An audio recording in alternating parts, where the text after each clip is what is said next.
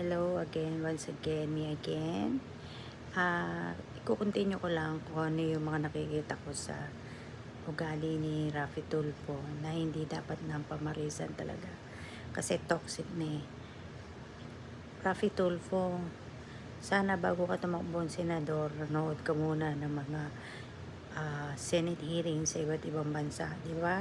Mahilig ka naman mag-around the world.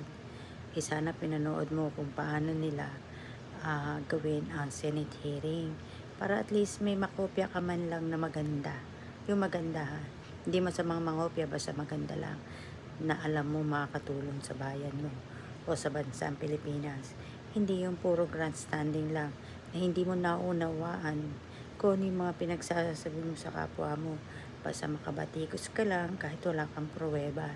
Dapat may ipinakikita kang pruweba, di ba, bago ka umakusa.